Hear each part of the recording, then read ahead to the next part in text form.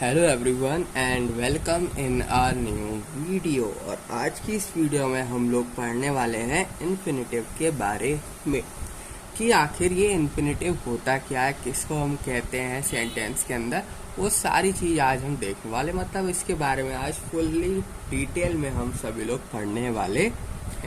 ठीक है, मैं आपके सामने अभी यहाँ पर कुछ सेंटेंस लिखने जा रहा हूँ।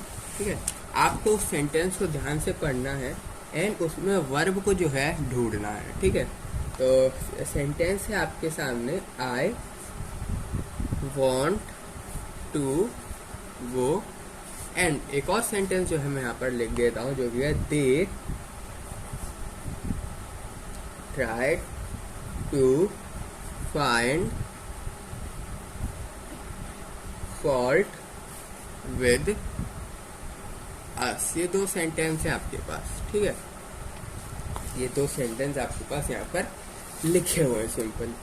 तो जो इन्फिनेटिव होता है ना, ये क्या होता है?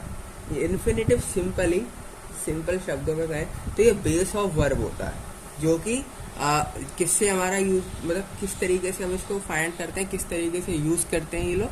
तो ये टू से हम यूज करते हैं। ये टू देख रहे हो आप, टू, इससे हम यूज करते हैं। ये बेस ऑफ वर्ब होता है, मतलब वर्ब के बेस को यूज करने के लिए आपको ये टू जो है यहाँ पर लगाना पड़ता है। और ये आपने लगा दिया सेंटेंस में, देन सेंटेंस आपका इन्फिनेटिव कहलाया। ठीक है, इन्फिनेटिव मतलब ही होता है कि base of verb which produce by two. Simply वो कहाँ से फॉर्म हुआ है? टू लगाने से फॉर्म हुआ है। टू लगाने से वो फॉर्म हुआ है, उसी को हम यहाँ पर इन्फिनेटिव कहते हैं। ठीक है, टू फॉर्म, ये क्या होता है? Simply the forms to go and to find our infinitive. Simply to go आ रहा है या फिर टू फाइंड आ रहा है, सिंपली इससे प्रोड्यूस हुआ है ये वर्ब, सिंपली उसको हम यहाँ पर इन्फिनेटिव कहते हैं। उस वर्ब को हम यहाँ पर इन्फिनेटिव कहते हैं। सेंटेंस क्या होगा फिर हमारा? अगर आपने ये to go and to find use कर रहे हो सेंटेंस के अंदर, ठीक है, ताकि आप जो है वर्ब को प्रोड्यूस कर सको सिंपली, तो आपका सेंटेंस इन्फिनेटिव है। ठीक है, तो इन्फिनेटिव के बारे में भी यहाँ पर मैं लिख देता हूँ। The infinitive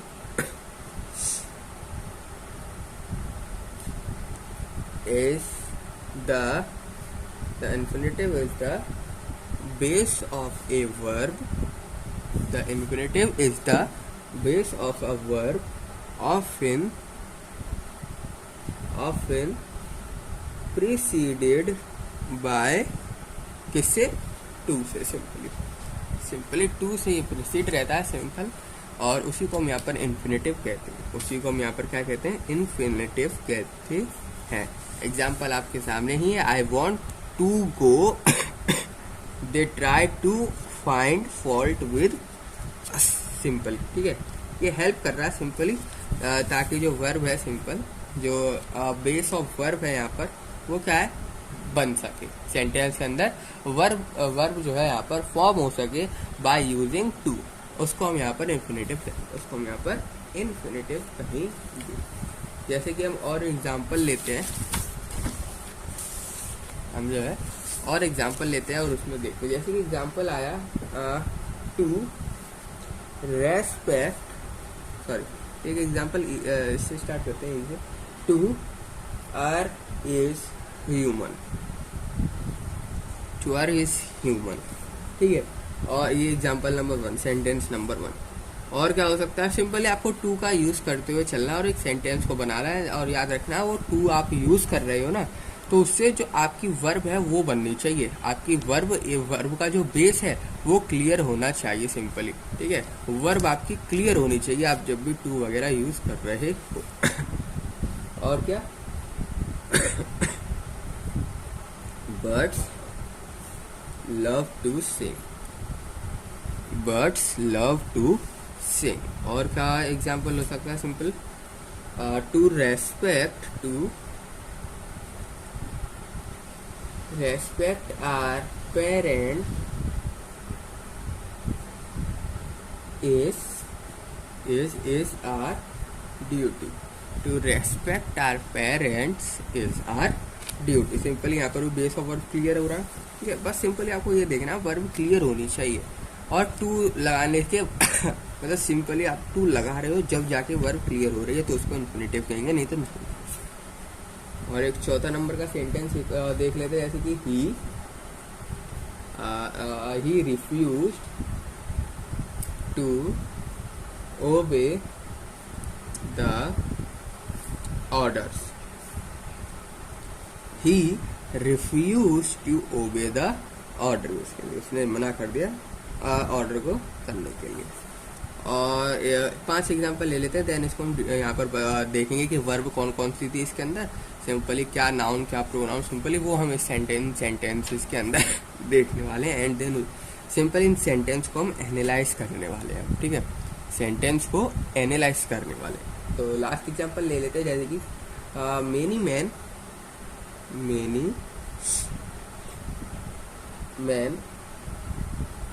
desire to make money quickly। Many men desire to make money quickly, ठीक है, ये एक सेंटेंस। अब सिंपली अब क्या करने वाले हैं, हम इन सेंटेंस में इन्फिनिटिव ढूंढने वाले हैं, सिंपल, ठीक है। और जो वर्ब है, सिंपली वर्ब है वो क्या है यहाँ पर वो हम देखेंगे, जैसे कि to, is, am, are, simply क्या क्या चीजें इन सेंटेंसेस के अंदर वो देखेंगे। तो आप एग्जांपल नंबर 1 को देखो, सेंटेंस 1 से हम स्टार्ट करते हैं। टू अर्न इज ह्यूमन, ठीक है। तो सेंटेंस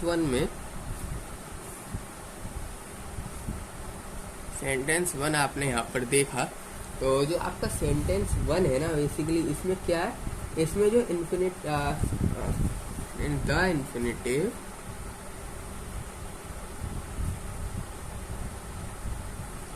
क्या है, इन्फिनिटिव इसमें नाउन, जो कि सिंपली सब्जेक्टेड हुआ है वर्ब से, और वर्ब इसमें क्या है, इज, ठीक है।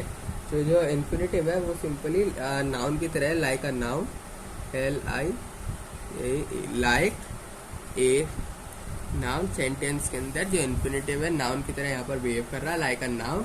एंड जो वो सिंपली वर्ब को यहाँ पर क्या है, मदद कर रहा है वर्ब को, और सिंपली वर्ब यहाँ पर क्या है, इज। वर्ब यहाँ पर क्या है, इज। वर्ब का सब्जेक्ट क्या है यहाँ पर, बेसिकली इज, ठीक है, नाउन। एंड ये तो हमारा नाउन हो गया। And is the subject of verb, और वर्ब क्या थी हमारी, इज। इसको आप अंडरलाइन कर लो, चाहे कुछ कर लो, सिंपली यहाँ पर इन्फिनिटिव यूज हुआ है, सिंपली एज अ नाउन यहाँ पर बिहेव कर रहा है सेंटेंस के अंदर। एंड जो वर्ब यहाँ पर, जो वर्ब की मदद कर रहा है सिंपली, तो वर्ब यहाँ पर क्या है, वर्ब है यहाँ पर इज, वर्ब है यहाँ पर इज, ठीक है। तो ये हमारा सेंटेंस 1। सेंटेंस 2 की बात करें, सेंटेंस 2 था हमारा बर्ड्स वाला ही था ना, हाँ। तो सेंटेंस नंबर 2 था हमारा birds love to sing, simply, ठीक है, बर्ड्स लव टू सिंग। ये देख सकते हैं आप, लिखा हुआ बर्ड्स लव टू सिंग, ठीक है। तो अब सेकंड नंबर का एग्जांपल देखा। अब इसमें इन्फिनिटिव क्या है, इसमें इन्फिनिटिव भी नाउन की तरह आप देख सकते हो बिहेव कर रहा है, बर्ड्स लव बर्ड्स, ठीक है, एज अ नाउन जो है यहाँ पर बिहेव कर रहा है, इन्फिनिटिव एज अ नाउन जो है यहाँ पर बिहेव कर रहा है। और द इन्फिनिटिव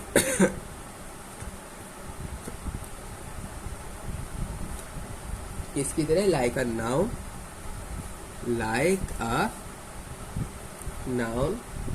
नाउन की तरह यहाँ पर बिहेव कर रहा है। और इसमें वर्ब क्या है, सिंपल यहाँ देखो वर्ब क्या है इसमें, क्योंकि मेन तो हमारी वर्ब से ही है ना infinitive.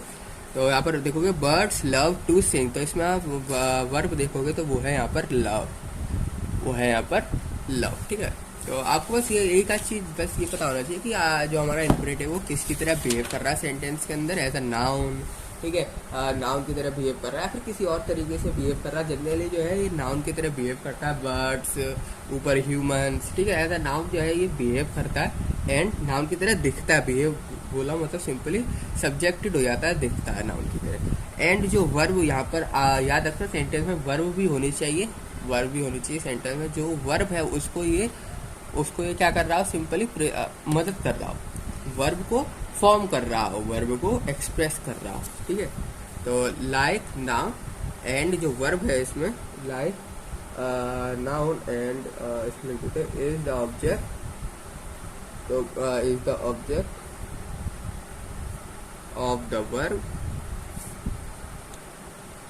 Love. Simply is like object, वहाँ पर वो सब्जेक्ट हो रहा था सिंपली, पर इसमें जो है एज एन ऑब्जेक्ट है, देख सकते हो birds love to sing simply, ठीक है, एज एन ऑब्जेक्टिव यहाँ पर फॉर्म हो रहा है।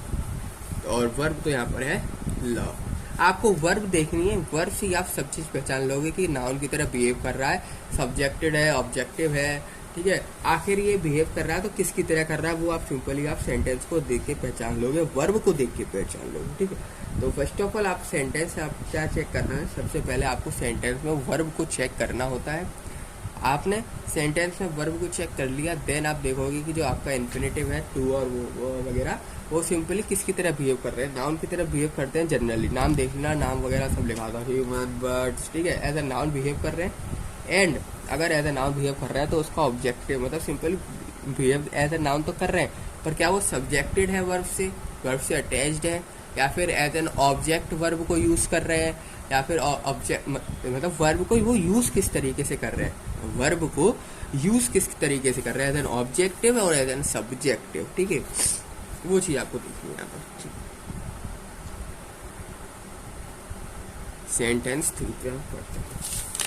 तो 3 पे हमारा क्या था सेंटेंस, 3 सेंटेंस था to respect our parent is our duty, to respect our parent is our duty, simple question, ठीक है, सिंपल सेंटेंस है यहाँ पर।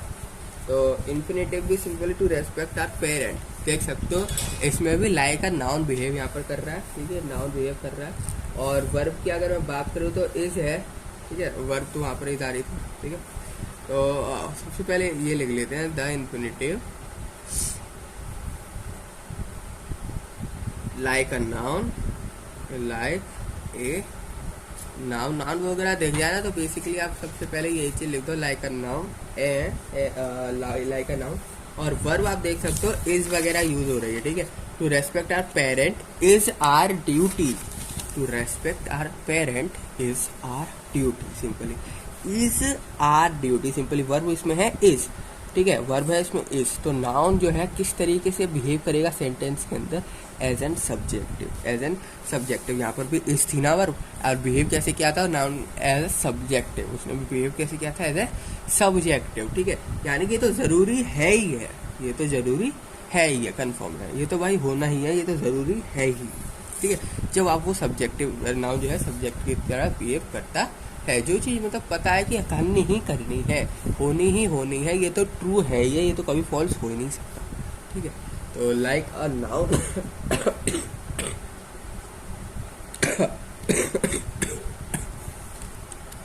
द इज द सब्जेक्टेड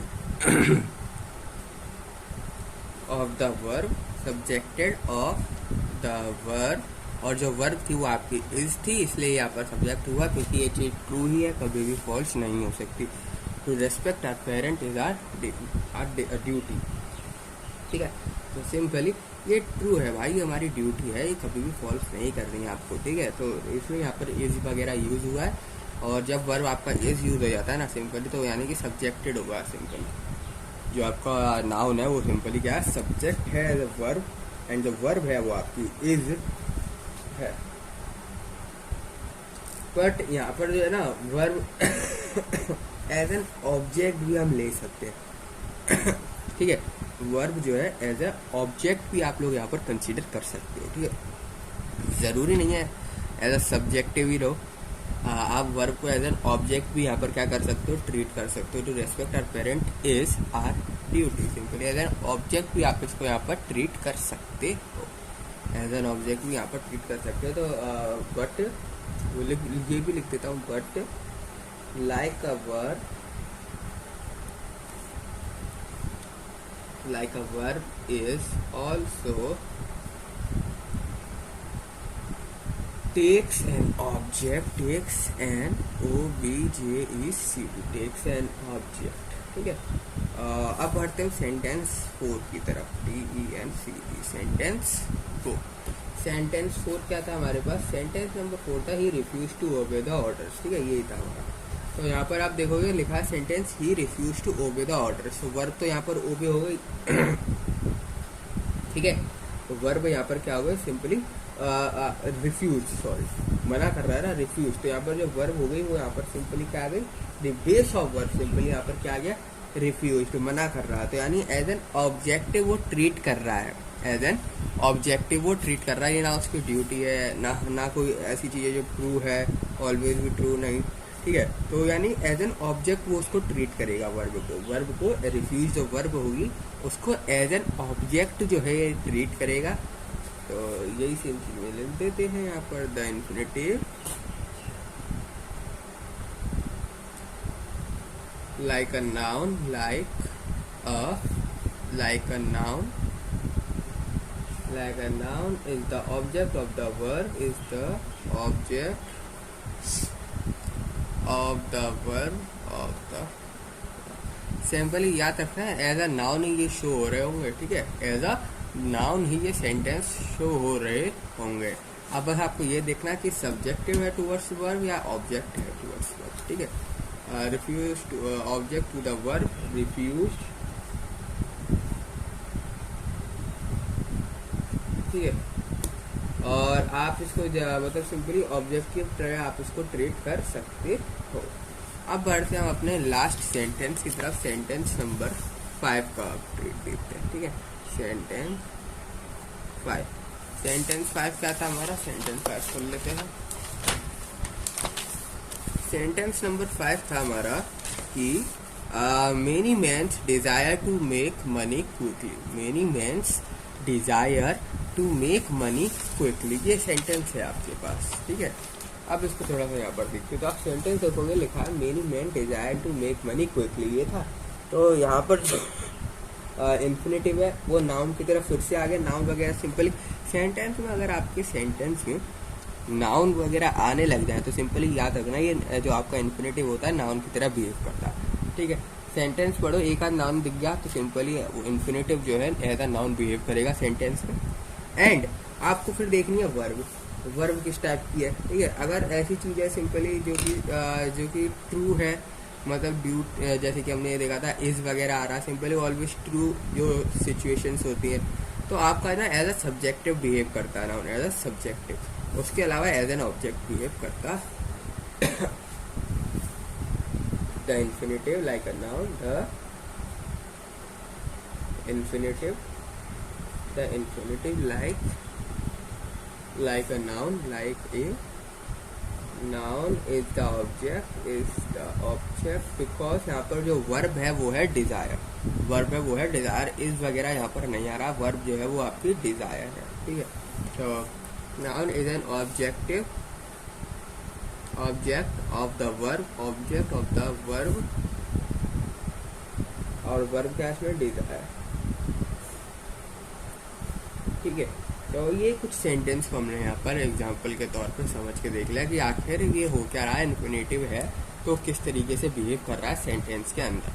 याद रखना आपको वर्ब पहचानना आना चाहिए सेंटेंस के अंदर, अगर आपको वर्ब पहचानना नहीं आएगा तो मतलब सिंपली गड़बड़ हो जाए, ठीक है। और वर्ब के मैं आपको क्वेश्चन सिंपली करा भी दूंगा, वर्ब के मैं क्वेश्चन 2 सेट करा ही देता हूँ, ठीक है। क्वेश्चन को अब हम सॉल्व करेंगे एंड आप सभी लोगों को फाइंड करना है इसके अंदर वर्ब क्या है, इसके अंदर मतलब सिंपली आपको सेंटेंस दे दिया जाएगा, आपको खाली वर्ब को फाइंड आउट करना है, ठीक है। तो फर्स्ट सेंटेंस में यहाँ पर देता हूँ, क्वेश्चन लगा देता हूँ। तो क्वेश्चन हमारा James is sitting in the balcony and is reading a book। क्या लिखा मैंने, James is sitting in the balcony and reading a book. अब इसमें आपको क्या करना है, इसमें आपको सिंपली वर्ब को अंडरलाइन करना है। अब देखो इसमें क्या वर्ब हो सकती है हमारी, ठीक है। मैंने आपको बताया वर्ब हमारे वो वाले वर्ड्स होते हैं जो कि सिंपली किसी भी पर्सन को या थिंग को या किसी भी चीज से काम करवा रहे हैं, किसी भी पर्सन से या थिंग से काम करवा रहे हैं, तो वो वाले वर्ड्स हमारे वर्ब कहलाते हैं। तो इसमें कौन कौन सी चीजें, जैसे कि जेम्स एंड जो है यहाँ पर बालकनी, जेम्स जो है बैठा है बालकनी में, तो एक पर्सन एक थिंग के बीच में यहाँ पर रिलेशन आ गया, क्या बता रहा है, कोई पर्सन और थिंग। तो सिंपली कौन कौन सा वर्ड इन दोनों को कनेक्ट कर रहा है, जेम्स और बालकनी को कौन सा वर्ड जो है कनेक्ट कर रहा है, सिटिंग। तो जो सिटिंग है ये वर्ब हुआ, जो सिटिंग है ये क्या होगा, वर्ब होगा, क्योंकि ये वर्ड है जो कि कनेक्ट कर रहा है किसी पर्सन और थिंग को। अगर आपने यहाँ तक छोड़ दिया तो बिल्कुल गलत है आपका अभी भी। क्यों गलत है, क्योंकि इसमें एक और वर्ब है। जरूरी नहीं है सेंटेंस में एक ही वर्ब हो, सेंटेंस के अंदर हमारे पास कई सारे वर्ब भी हो सकते हैं, ठीक है। सेंटेंस के अंदर कई सारे वर्ब भी हो सकते हैं। अब उन वर्ब, अब कौन सी वर्ब है, सिंपली अब एक और कौन सा वर्ब है इसमें, तो वो है हमारा रीडिंग। क्यों, क्योंकि बालकनी और वो जेम्स एंड बुक के बीच में रिलेशन बता रहा है। रीडिंग क्या कर रहा है, सिंपल जेम्स एंड बुक के बीच में रिलेशन बता रहा है कि जेम्स जो है बुक को पढ़ रहा है, जेम्स जो है बुक को पढ़ रहा है, यानी किसी पर्सन एंड थिंग के बीच में रिलेशन बता रहा है, इसलिए इस वर्ड को हम वर्ब कहेंगे। तो ये हमारा कौन सा वर्ड, वर्ब की कंडीशन में आता है, वर्ब की कैटेगरी में आता है रीडिंग, ठीक है। जरूरी नहीं है एक सेंटेंस है आपके पास उसमें एक ही हमारा वर्ब हो, एक से ज्यादा वर्ब भी हो सकते हैं। नेक्स्ट क्वेश्चन पे आते हैं, तो नेक्स्ट क्वेश्चन लिखते हैं, Shweta baked a large chocolate cake. क्या बोला, Shweta baked a large chocolate cake. तो सिंपली यहाँ पर आप देख सकते हो ये सेंटेंस सीधा सीधा बात कर रहा है किसी पर्सन और थिंग के बीच में। पर्सन जो है यहाँ पर वो श्वेता है, थिंग जो है यहाँ पर वो चॉकलेट है। पर्सन क्या है यहाँ पर, श्वेता, थिंग है चॉकलेट, ठीक है। ये तो हमने सबसे पहले आपको आइडेंटिफाई क्या करना है, सेंटेंस के अंदर दो ही चीज सबसे पहले आपको आइडेंटिफाई करनी है, एक तो पर्सन क्या है और एक थिंग क्या है। आपने आइडेंटिफाई कर लिया, अब उन दोनों के बीच में देखना है उन दोनों को जोड़ने का काम आखिर कौन कर रहा है, उन दोनों के वर्ड्स के बीच में रिलेशन बताने का काम कौन कर रहा है, कौन सा वर्ड है जो उन दोनों के बीच में कनेक्शन बता रहा है, तो वो कौन सा वर्ड है। जैसे कि इस सेंटेंस में देखें, Shweta baked a large chocolate cake, तो सिंपली क्या है, जो बेक्ड वर्ड है ये हमारा वर्ब है, बेक्ड वर्ड जो है ये हमारा वर्ब है, क्योंकि ये सिंपल क्या बता रहा है, दोनों श्वेता एंड चॉकलेट के बीच में रिलेशन बता रहा है, पर्सन और थिंग के बीच में रिलेशन बता रहा, ठीक है। पर्सन और किसी भी पर्सन, देखो पर्सन आप फाइंड आउट कर लेना, ठीक है। मैं पर्सन भी लिख देता हूँ यहाँ पर, ये है हमारा पर्सन एंड ये और लार्ज चॉकलेट केक ये है हमारा थिंग, ठीक है। इन दोनों के बीच में जो है रिलेशन बता रहा है हमारा बेक्ड। इसके बाद एक और क्वेश्चन देखें, hot air balloons drifted high over the country side। क्या है, तो इस सेंटेंस में सबसे पहली बात मैंने आपको बताया, सबसे पहले आपको सेंटेंस दिया जाए, उस सेंटेंस में सबसे पहले आप पर्सन या थिंग को ढूंढो कि आखिर पर्सन या थिंग क्या है। तो सिंपली देख सकते हो, याद रखना ये जो मतलब किसी भी दो थिंग से भी काम करवा सकता है, किसी भी दो पर्सन से भी काम करवा सकता है। हमारे पास वो वर्ड्स होने चाहिए जो कि सिंपली क्या कर रहे हैं, किसी भी थिंग से या किसी भी पर्सन से काम करवा रहे हैं, उन वर्ड्स को हम वर्ब कहेंगे, ठीक है। जैसे कि इस क्वेश्चन में क्या है, एक भी पर्सन नहीं है, क्या लिखा है, hot air balloon drifted high over the country, hot air balloon drifted high over the country.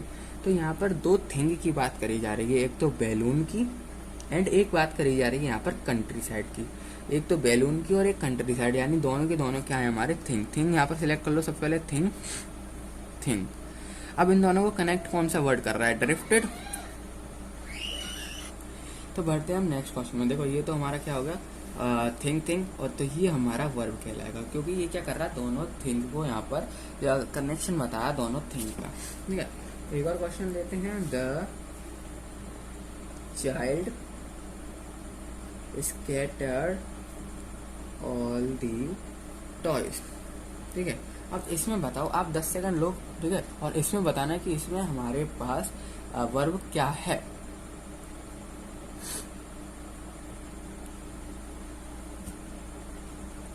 तो सिंपली आप यहाँ पर देख सकते हो, अगर आपने करेक्ट सोचा होगा तो यहाँ पर वर्ब जो है वो है स्कैटर्ड। स्कैटर्ड यहाँ पर वर्ब है, क्योंकि ये दो चीज को कंपेयर कर रहा है, दो चीज के बीच में कनेक्शन बता रहा है। अब वो दोनों चीज कौन सी है हमारी, एक तो हो गया चाइल्ड एंड एक हो गया टॉयज। एक हो गया चाइल्ड, एक हो गया टॉयज, दोनों ही हमारी थिंग है। तो दो थिंग के बीच में कनेक्टिंग वर्ड कौन सा है हमारा, स्कैटर्ड। ठीक है, तो स्कैटर्ड क्या हो गया यहाँ पर हमारा वर्ब। एक और क्वेश्चन देखते हैं। The old man mumbled a lot। The old man mumbled a lot। तो इसमें बताओ हमारा वर्ब कौन सा। आपके पास फिर से है यहाँ पर 10 सेकेंड्स।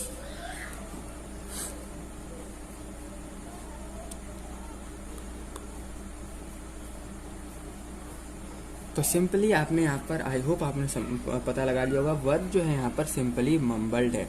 मम्बल्ड क्यों है हमारा यहाँ पर वर्ब, क्योंकि ये क्या है, ओल्ड मैन और के बीच में जो है यहाँ पर, ओल्ड एंड मैन के बीच में जो यहाँ पर सिंपली रिलेशन बता रहा है। Old man mumbled a lot, old man और उसके माउथ के बीच में यहाँ पर रिलेशन बता रहा है कि जो ओल्ड मैन होते हैं वो अपना मुंह चलाते हैं।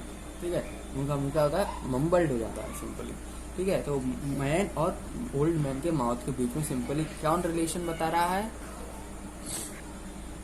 ओल्ड मैन एंड माउथ के बीच में रिलेशन यहाँ पर मम्बल्ड बता रहा है, इसलिए मम्बल्ड को हम क्या करेंगे, वर्ब।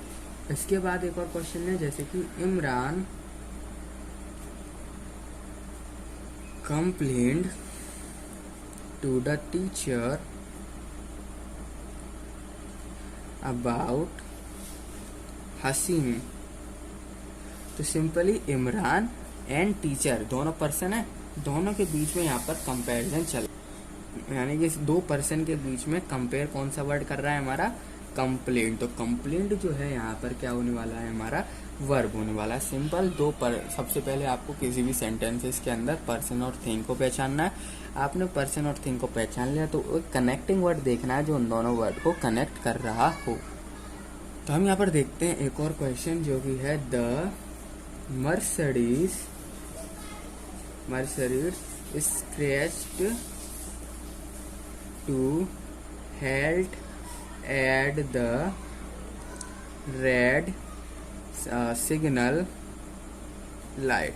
तो इस सेंटेंस में हमारा वर्ब कौन सा है, सिंपली इस सेंटेंस में जो है देख सकते हो दो थिंग के बीच में यहाँ पर कंपैरिजन हो रहा है, सिग्नल लाइट एंड मर्सिडीज के बीच। तो सबसे पहले आप थिंग को जो है यहाँ पर सबसे पहले डिटरमाइन कर लो, उन दोनों वर्ड को कनेक्ट कौन कर रहा है, स्क्रैच। तो सिंपली ये हमारा वर्ब कहलाएगा। एक और क्वेश्चन जो है इसके ऊपर देखते हैं, जैसे कि the bus stopped to pick up more passengers. तो सिंपली अब दो थिंग के बीच में फिर से कंपैरिजन हो गया। कौन कौन से हमारे पास दो थिंग है, एक तो है हमारे पास पर्सन एंड पैसेंजर के बीच में, बस और पैसेंजर के बीच में कंपैरिजन हुआ है, यानी कि पर्सन एंड थिंग के बीच में कंपैरिजन हुआ है। और इन दोनों को कौन कनेक्ट कर रहा है, stopped to pick up. Simple ये वाला जो वर्ड है हमारा स्टॉप्ड टू पिक अप, ये जो वर्ड है हमारा सिंपल दोनों वर्ड्स को कनेक्ट कर रहा है, तो ये हमारा वर्ब कहलाएगा, ये हमारा वर्ब कहलाएगा। इसके बाद क्या है, एक और एग्जांपल हम देखते हैं, जैसे कि the managers refused to give her salary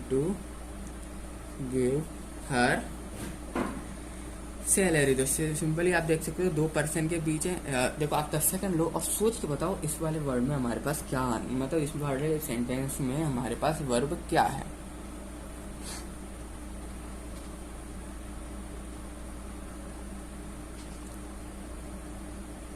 आपका टाइम यहाँ पर होता है खत्म। तो इसमें आप सभी लोग देख सकते हो कि manager and give to her salary, यानी इसमें manager refuse to give her salary, managers and client के बीच में सिंपली यहाँ पर क्या हो रहा है, सैलरी के बीच में लफड़ा हो रहा है। मतलब सैलरी एंड मैनेजर्स दो हमारे पास, एक पर्सन एक थिंग।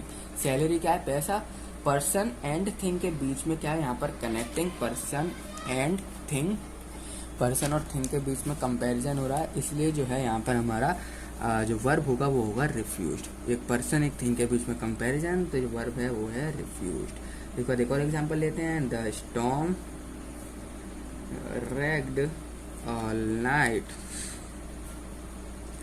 क्या किया, क्या क्वेश्चन है हमारे पास, the storm raged all night, the storm आया और सारी रात में तबाही मचा के चले गया। अब इन दोनों वर्ड्स को कौन कंपेयर कर रहा है, कौन इन दोनों वर्ड्स से काम करवा रहा है? ऑफ कोर्स ये तो बहुत इजी है, रैग्ड। तो ये हमारा वर्ब कहलाएगा। स्टॉर्म एंड नाइट के बीच में कंपैरिजन हो रहा है, तो इन दोनों को कौन कंपेयर कर रहा है, ऐसा कौन सा वर्ड है जो इन दोनों से काम करवा रहा है, सिंपली इन दोनों के बारे में बता रहा है, वो है हमारा रैग्ड। तो रैग्ड जो है यहाँ पर हमारा वर्ब होगा। इसका बाद एक और क्वेश्चन देखते हैं, जैसे कि may I borrow your calculator, may I borrow your calculator. तो सिंपली इसमें हमारा वर्ब क्या होने वाला है, इसमें पर्सन एंड कैलकुलेटर यानी कि थिंग के बीच में बात हो रही है, पर्सन एंड थिंग के बीच में बात हो रही है। तो कौन कौन सा है, एक तो ये रहा पर्सन एंड ये रहा थिंग, इन दोनों के बीच में बात हो रही है, पर्सन एंड थिंग। और इन दोनों को जॉइन करने का जो काम कर रहा है, इन दोनों को बताने का जो काम कर रहा है, इन दोनों के बारे में को जो डिटेलिंग दे रहा है, जो बता रहा है, वो वर्ड से हमारा बोरो। तो सिंपली जो बोरो होगा ये हमारा वर्ब होगा, वो बोरो जो होगा ये हमारा वर्ब होगा। ठीक है, इसके बाद हम एक और एग्जांपल देखते हैं, जैसे कि Surabhi feeds the fish, Surabhi feeds the fish. ठीक है, अब आप यहाँ पर क्या 10 सेकंड लीजिए आप और इसमें मेरे को बताओ कि इसमें यहाँ पर वर्ब कौन सा होने वाला है।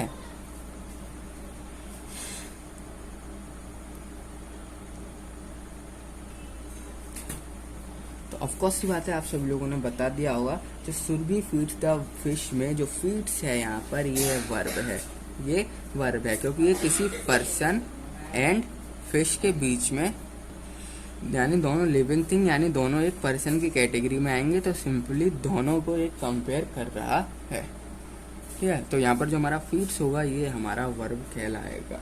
और क्वेश्चन भी पढ़ते हैं, जैसे कि निभा लॉस्ट हर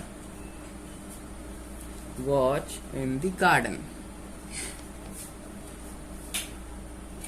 निभा lost her watch in the garden. तो इस क्वेश्चन में आप क्या देख सकते हो, गार्डन एंड निभा इन दोनों के बीच में चल रहा है कंपैरिजन, गार्डन एंड निभा के बीच में यहाँ पर कंपैरिजन चल रहा है। और इस दोनों को कंपेयर करने की वजह क्या है, वो वाला कौन सा वर्ड है जो इन दोनों को यहाँ पर कंपैरिजन करने पर मजबूर कर रहा है, कंपैरिजन करवा रहा है, तो वो, तो यहाँ पर पर्सन के बीच में, पर्सन और थिंग के बीच में जो कंपैरिजन चला है, इन दोनों वर्ड को जो कंपेयर कर रहा है वो है यहाँ पर लॉस्ट। तो लॉस्ट जो है यहाँ पर वर्ब कहलाए।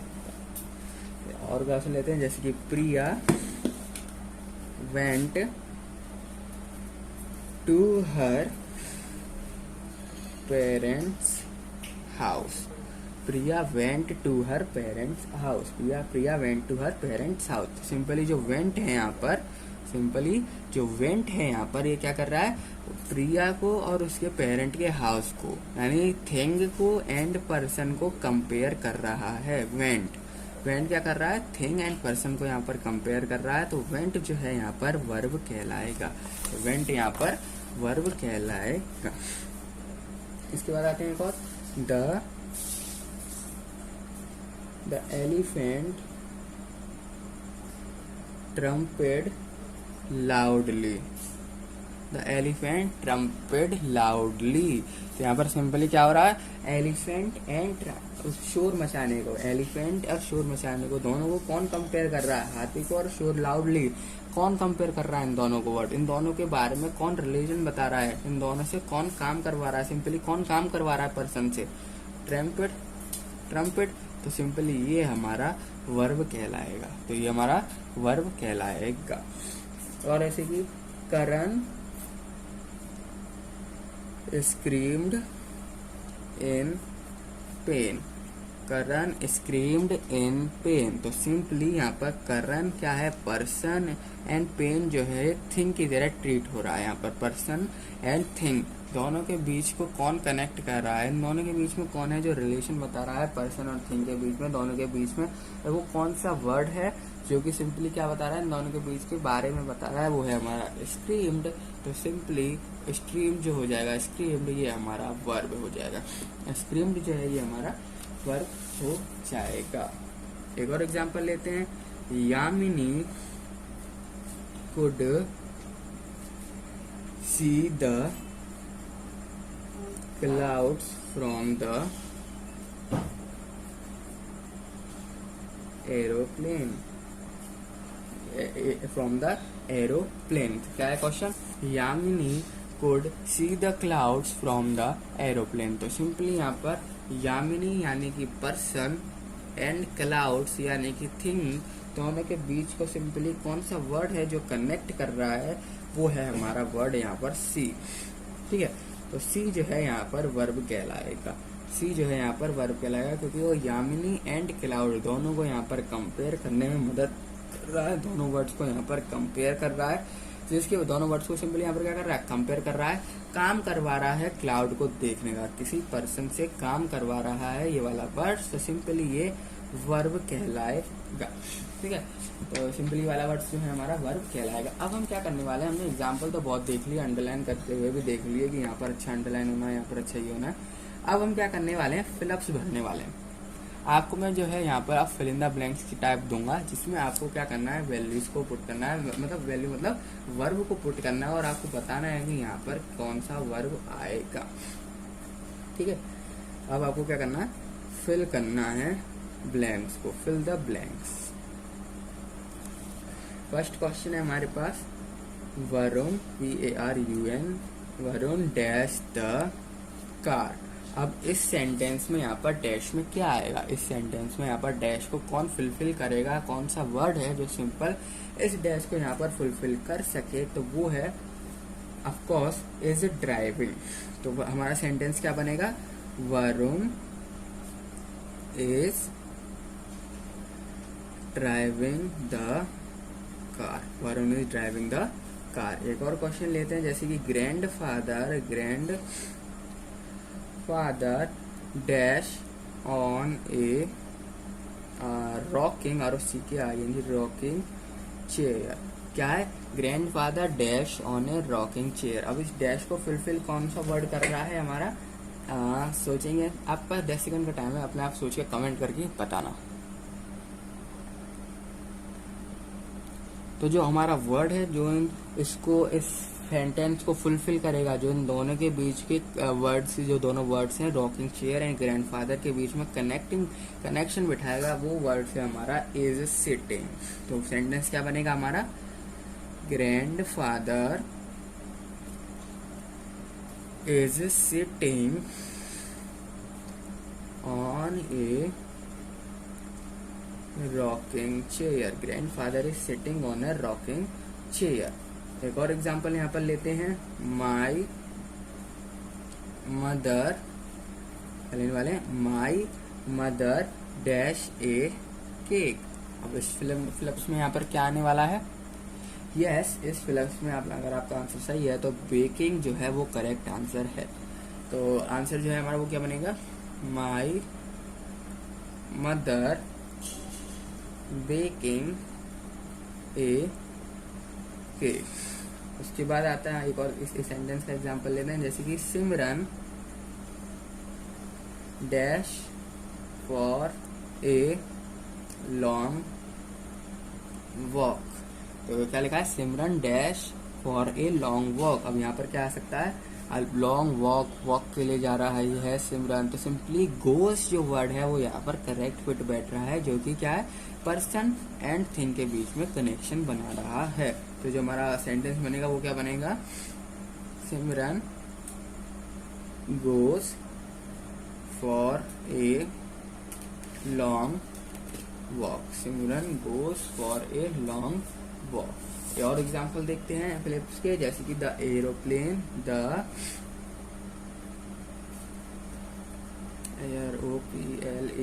Aeroplane dash over our head on Republic day.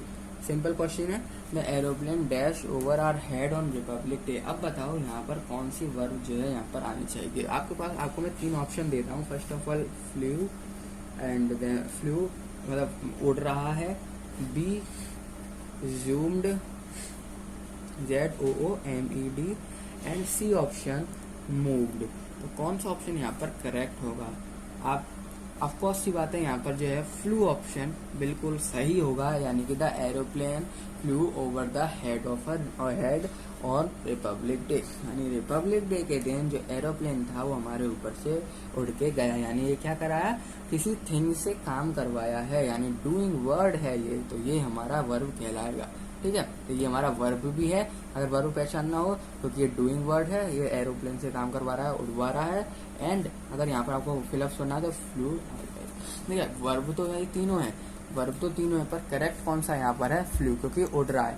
Zoom तो हो नहीं रहा, पास्ट जा नहीं रहा, मूव हो नहीं रहा, मूव ये क्या हो रहा है? उड़ रहा है, तो इसलिए फ्लू जो है इसका करेक्ट आंसर। उसके बाद और एग्जाम्पल जो है यहाँ पर देखते हैं, जैसे कि the horseman dash softly across the valley. The horseman dashed swiftly across the valley. यानी कि उसने क्या किया? Swiftly across the valley. अब यहाँ पर देखो आपके पास में ऑप्शन देता है। सबसे पहले क्या है? रोड किया उसने, ठीक है। कहाँ? सबसे पहले उसने क्या किया? हॉर्समैन ने रोड किया आराम से वैली के अंदर, या फिर रोल्ड किया, ट्रॉटेड किया, या फिर गैल्ड किया। सिंपली हॉर्समैन है तो और स्विफ्टली वर्ड आ रहा है, तो कहीं ना कहीं थोड़ा सॉफ्ट टोन बैठा रहा है। तो इन दोनों जो हमारे वैली है, यानी दो, एक थिंग और एक पर्सन के बीच में जो यहाँ पर सिंपली कनेक्शन वर्ड बन रहा है, वो हमारा बन रहा है रोड। यानी सॉफ्टली, स्विफ्टली जो है वो हमारा हॉर्समैन है वो स्विफ्टली वैली के क्रॉस कर गया, वैली में पहुंच गया, वैली के अंदर पहुंच गया। तो सिंपली जो करेक्ट वर्ड होगा वो हमारा होगा रोड। इसके बाद आएगा एक और क्वेश्चन, देखते हैं। The sculpture dash beautiful status. The sculpture dash beautiful status. तो इसमें भी आपके पास मैं यहाँ पर ऑप्शन देता हूँ। स्कल्पचर है तो सिंपली यहाँ पर क्या है? कुछ कार्व्स करके आएगा, कुछ कार्व्स टाइप, या फिर यानी कुछ मतलब simply carves type, caves type आएगा, ठीक है, क्रेव्स टाइप। तो फर्स्ट वर्ड तो हमारा यही है, क्रेव, एंड बिल जो है मेक, एंड सी जो है यहाँ पर इन्वेंट। तो मैंने आपको आंसर पहले ही बता दिया, स्कल्पचर वगैरह है और ब्यूटीफुल वगैरह यहाँ पर हमको दिख रहा है, तो कुछ कार्व्स वगैरह ही आएगा। तो option number A is correct. अगले क्वेश्चन पे आते हैं। The cloths on the fire, on the wire were dash in the breeze. The cloth on the fire on the wire were dash in the breeze. Simply जो cloth है wire के अंदर वो क्या हो रहे हैं? स्विंग। अब देखो कई सारे यहाँ पर वर्ड्स में बना देता हूँ, जैसे कि सबसे पहली बात वो स्विंग हो रहे हैं, यानी स्विंगिंग हमें वर्ब बनानी ना, इसलिए थोड़ा स्विंगिंग लिखा मैंने यहाँ पर। स्विंग लिखता था वो वर्ब नहीं बनता, ठीक है। बी हमारा आ गया शेकिंग, एंड सी आ गया हमारा फ्लटरिंग। क्या ये फ्लटरिंग हो रहे हैं? क्लॉथ का भी फ्लटरिंग होते हैं, ठीक है। वायर के ऊपर आपने क्लॉथ डाल दिए सुखाने के लिए, थोड़ी सी हवा चली, तो हवा चलने पे क्या होगा? वायर आपने क्लॉथ, जो वायर पे क्लॉथ डाल दी है, हवा चली, हवा चलने पे क्या होगा? कपड़े उड़ेंगे। तो उड़ेंगे मतलब क्या करेंगे? एक तरीके से स्विमिंग करेंगे, एक तरीके से उड़ेंगे। और उड़ने को यहाँ पर क्या कहते हैं? स्विंग कहते हैं। उड़ने को क्या कहते हैं? स्विंग। तो ये तो सिंपल आंसर था हमारा स्विंग, ठीक है, सिंपल आंसर था यहाँ पर हमारा स्विंग। इसके बाद और आगे पढ़ते हैं, जैसे कि एक अच्छा सा एग्जाम्पल लेते हैं, जैसे कि Gitika dash the computer mouse. Gitika dash the computer mouse. Simply यहाँ पर उसने देखो, कंप्यूटर माउस कोई थिंग है एंड गीतिका एक पर्सन है, इन दोनों के बीच में कौन सा कनेक्ट कर सकता है? वर्ड तो बहुत सारे हैं जो कनेक्ट कर सकते हैं, ठीक है, पर माउस की बात है। माउस में क्या होता है? बटन में क्या करते हैं हम? क्लिक करते हैं बटन को, ठीक है। बटन में हम क्या करते हैं? बटन है तो उसमें क्या करेंगे? हम क्लिक करेंगे। तो आपके पास जो है ऑप्शन देखो क्या है, ठीक है। बस अब जो जिस थिंग के बारे में बात चलती है ना, सिंपली आपको क्या करना है, उस थिंग के बारे में सोचना है एंड आपको ये सोचना है कि आखिर वो कर क्या सकता है, आखिर वो थिंग जो है, जो भी थिंग आपने सोचा है वो थिंग आखिरकार कर क्या सकता है, आखिर उसकी मतलब करेगा क्या वो सिंपली। तो जैसे कि ऑप्शन में तो यहाँ पर प्रेस्ड, या फिर ऑप्शन 2 में आपको क्लिक्ड, क्लिक्ड, या फिर ऑप्शन 2 में आपको हिट। क्या कर सकता है, क्या वो हिट करेगा, क्या माउस को हिट करेगी कृतिका? नहीं। क्या वो प्रेस्ड करेगी? हाँ भाई प्रेस तो कर सकती है, पर माउस को प्रेस करेगी क्या? माउस को प्रेस करने पे कुछ होगा? नहीं होगा। अगर वो माउस को क्लिक्ड करती है तो बटन हमारा दब जाएगा, माउस को वो क्लिक्ड करती है तो बटन जो है यहाँ पर प्रेस हो जाएगा। बटन जो है एक बार प्रेस हो गया तो यानी आप कोई भी फोल्डर खोल दोगे आराम से, ठीक है। तो Kritika the clicked the computer mouse, तो क्लिक्ड जो है इसका करेक्ट आंसर होगा, प्रेस्ड इसका करेक्ट आंसर नहीं होगा। प्रेस्ड क्यों नहीं होगा? क्योंकि हम पूरे के पूरे माउस को प्रेस्ड नहीं करते हैं भाई, माउस को प्रेस थोड़ी करते हैं, हम क्या करते हैं उसके बटन को प्रेस करते हैं। तो हम क्या करते हैं, इसको बटन को क्लिक करते हैं। हम कभी ऐसा बोलते हैं कि हमने माउस को बटन को प्रेस किया, हम ये बोलते हैं हमने माउस से क्लिक किया, ठीक है। तो क्लिक्ड जो है हमारा करेक्ट यहाँ पर वर्ब। इसके बाद और क्वेश्चन लेते हैं, जैसे कि the radio taxi dash into the ramp when it was trying to over speed. The radio taxi dashed into the ramp when it was trying to over speed. यानी क्या बोला है? The radio taxi dashed into the ramp, यानी ramp आई और radio taxi के साथ ऐसा क्या हुआ कि रैम्प पे क्या हो गया, ओवर स्पीड की वजह से रैम्प पे कुछ हो गया। क्या क्या हो सकता है रैम्प पे? देखो आप जा रहे हो, कार से स्पीड ब्रेकर आ रहा है, ठीक है। सिंपली क्या होगा, आप जैसे स्पीड ब्रेकर से टकराओगे तो क्या होगा, क्या क्या चीजें हो सकती है आपके पास? क्रैश्ड हो जाएगी ना आपकी गाड़ी, टूट जाएगी, क्रैश्ड हो जाएगी आपकी गाड़ी, ठीक है। तो ये तो मैं बिना ऑप्शन दिए ही पता चल गया कि टैक्सी है, ओवर स्पीड है और रैंप वगैरह बात कर रहे हैं, यानी कि सिंपली एक्सीडेंट वगैरह की बात हो रही है। तो क्या होगा यहाँ पर, एक्सीडेंट से क्या होता है, गाड़ी टूटती है, तो सिंपली क्रैश्ड। इसलिए इधर रेडियो टैक्सी की बात करिए ना, तो टैक्सी तो भाई टूटेगी ना। टैक्सी का क्या हाल हुआ, एक्सीडेंट तो होता अगर कोई इंसान होता, उसमें इंसान के बारे में यहाँ पर बात कर रहे होते तो वो एक्सीडेंट कंसीडर किया जाता, ठीक है।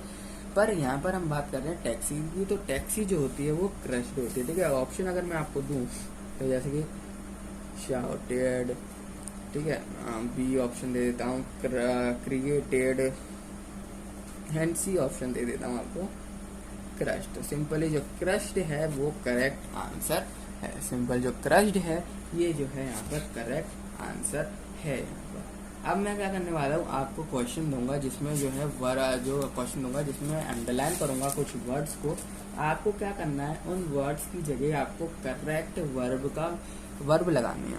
उन वर्ड्स की जगह आपको सिंपली क्या करना है, करेक्ट वर्ब लगानी है। जैसे कि सेंटेंस है हमारा, the servant did not obey his master, the servant did not obey his master. तो इसमें जो है डिड नॉट जो है यहाँ पर डिड नॉट ओबे, ये मैं अंडरलाइन करता हूँ। अब आप सोचो इसकी जगह यहाँ पर क्या आ सकता है, इसकी जगह यहाँ पर क्या आ सकता है। तो ऑफकोर्स सी बात है, यहाँ पर क्या आएगा, द सर्वेंट। अब डिड नॉट ओबे लिखा हुआ, एक वर्ब, एक पर्टिकुलर वर्ड में मेरे को उस पूरे सेंटेंस को करना है, और वो वर्ड भी क्या होना चाहिए, हमारा वर्ब होना चाहिए। तो हम जानते हैं यहाँ पर क्या वर्ड आ सकता है हमारा, सिंपली जो डिसओबे, ओबे नहीं कर रहा, डिड नॉट ओबे नहीं कर रहा, तो क्या कर रहा है, डिसओबे, यानी कि तो simply the servant disobey, OBEY डिसओबेड आएगा, क्योंकि हमको वर्ब बनानी है, इस बात को आपको याद रखना है, हमको वर्ब बनानी है। तो डिसओबेड आएगा, डिसओबेड हिज मास्टर। तो जो डिसओबेड होगा यहाँ पर ये एक वर्ब कहलाएगा, जो कि सेंटेंस में अंडरलाइन वाली जगह। दूसरा हम देते हैं एग्जांपल, जैसे कि seeing the policeman the thief went out of sight. The thief went out of sight. Seeing the policeman, the thief went out of sight. तो इसमें अंडरलाइन है जो आउट ऑफ साइट। इसकी जगह क्या हो सकता है? देखो, आउट ऑफ साइट मतलब सिंपली वो बंदा भाग गया। वो बंदा अब यहाँ सामने खड़ा था, एकदम से डिसअपियर हो गया। तो हमने वर्ड एक नया पता चला लिया, एक वर्ड जो मेरे इस पूरे सेंटेंस को यूज कर में, वो एक वर्ड जो कि वर्ब की कंडीशन में आ रहा है और इस पूरे सेंटेंस में काम कराने के लिए काफी है, जो कि होगा हमारा डिसअपियर्ड। क्योंकि जब अपीयर्ड ही नहीं कर रहा, वो भाग गया मतलब डिसअपियर्ड हो गया। ठीक है, कई सारे वर्ड सोच सकते हैं, ऐसा नहीं है कि मैं जो बता रहा हूँ वही यहाँ पर फिट बैठे। वर्ब तो हमारे कई सारे बन सकते हैं सेंटेंसेस के अंदर, ठीक है, पर जो यहाँ पर बन नहीं है डिसअपियर्ड, बिल्कुल परफेक्ट। तो जो आंसर आएगा वो हमारा क्या आएगा? Simply seeing the policeman, the thief disappeared. The thief disappeared. Policeman को देख के जो चोर था वो डिसअपियर हो गया, जो चोर था वो वहां से 9-2-11 हो गया। ठीक है, और क्वेश्चन देखते हैं इसका। जैसे कि हम देख सकते हैं, Ram did not forget my birthday. Ram did not forget my birthday. तो simply person and birthday, person और थिंग के बीच में जो है यहाँ पर अब क्या आ गया? रिलेशन आ गया। अब डिड फॉरगेट, तो सिंपली डिड नॉट फॉरगेट की जगह मैं क्या यहाँ पर लगा सकता हूँ? यानी वो बोल रहा है कि राम जो है मेरा बर्थडे कभी नहीं भूलता। ठीक है, तो यानी वो कभी नहीं भूलता, इसका मतलब वो याद रखता है। कभी नहीं भूलता, इसका मतलब क्या है? वो याद रखता है। अगर वो याद रखता है तो याद रखने को हम क्या कहते हैं? रिमेम्बर्ड। जो रिमेम्बर्ड है ये एज अ वर्ब भी हम यूज कर सकते हैं। तो राम जो यहाँ पर हम रिमेम्बर्ड लिखेंगे। ठीक है, रिमेम्बर्ड माई बर्थडे। राम रिमेम्बर्ड माई बर्थडे। तो जो रिमेम्बर्ड है वो यहाँ पर एक करेक्ट वर्ड है, करेक्ट वर्ब है यूज करने के लिए, रिमेम्बर्ड। ठीक है, रिमेम्बर्ड जो है ये करेक्ट वर्ड है यूज करने के लिए, क्योंकि डिड नॉट फॉरगेट बोला यानी कि वो याद नहीं, वो हमेशा याद रखता है। तो याद रखने को तो भाई रिमेम्बर कहते हैं, पर हमको एक वर्ब बनानी है तो रिमेम्बर्ड माई बर्थडे। ठीक है, तो क्या हो जाएगा? रिमेम्बर्ड, ईडी आ जाएगा, सिंपल बात। एक और क्वेश्चन देखते हैं, जैसे कि the elephant lifted its trunk and made a loud noise. तो simply made a loud noise, इसको मैं यहाँ पर अंडरलाइन करता हूँ। अब इसकी जगह यहाँ पर क्या है? सेंटेंस पढ़ो, क्या है? The elephant lifted its trunk, अपनी सूंड को उसने उठाया, and made a loud noise, और उसने तेज आवाज निकाली। अब लाउड नॉइज यहाँ पर लिखा गया है, तो यहाँ पर क्या आ सकता है? यहाँ पर क्या आ सकता है लाउड नॉइज की जगह? तो सिंपली आपको यहाँ पर देख ही गया होगा इस जगह क्या आएगा। ऑफ कोर्स इस जगह जो है आने वाला है ट्रम्प्ड, क्योंकि ट्रम्प्ड मतलब क्या होगा? लाउड नॉइज को निकालना। सिंपली ट्रम्प्ड मतलब क्या होगा? यहाँ पर लाउड नॉइज को निकालना, यानी हेस्टेड। सिंपल बात खत्म हो जाएगी। यहाँ पर क्या आने वाला है? यहाँ पर सिंपल हेस्टेड। क्या आएगा? हेस्टेड। तो जो आंसर होगा वो क्या होगा? द एलिफेंट क्या होगा यहाँ पर? सिंपली ट्रम्पेड है। क्या होगा? The elephant lifted its trunk and trumpeted. ठीक है, तो ये हमारा वर्ब की तरह यूज हो जाए। तो यहाँ पर लाउड नॉइज की जगह आप क्या यूज कर सकते हैं? यहाँ पर ट्रम्पेड। ठीक है, अब एक लास्ट का एग्जांपल ले लेते हैं, जो कि हमारा the principal spoke favorably about AKSHAY Akshay for higher studies. तो इसमें जो अंडरलाइन है वो इस करने वाला यहाँ पर स्पोक फेवरेबली अबाउट, ये अंडरलाइन मैंने यहाँ पर कर दिया। क्वेश्चन हमारे पास, the principal spoked favourably about access for her higher studies. तो वो उसके फेवरेबल के उसकी यानी कि सिंपली कहें तो उसकी मदद के लिए बोलते हैं, उसको बार बार ध्यान दिलाते हैं, उसको बार बार ध्यान दिलाते हैं मतलब उसको बार बार रिकमेंड करते हैं, उसको बार बार रिकमेंड करते हैं। देखो आप एक बार सेंटेंस को पढ़ोगे ना तो आपके दिमाग में अपने आप ही एक क्वेश्चन, जो अपने आप ही एक वर्ब फिट होने को लगेगी, अपने आप ही एक वर्ब फिट होने को लगेगी कि हाँ भाई उसके फेवरेबल, उसके लिए बात कर रहे हैं, उसकी भलाई के लिए, यानी हम उसके भलाई के लिए बात कर रहे हैं, यानी कि उसके रिकमेंडेड, हाँ इसको रिकमेंड कर रहे हैं। बात तो सही है, प्रिंसिपल सर तो रिकमेंड कर रहे हैं अक्षय को उसकी भलाई के लिए भाई, कि उसके फेवरेबल के लिए, ताकि वो मेहनत करे हायर स्टडीज के लिए। तो सिंपली यहाँ पर क्या आएगा, रिकमेंडेड, वो बार बार उसको रिकमेंड करते हैं। तो क्या देना हमारा, द प्रिंसिपल रिकमेंडेड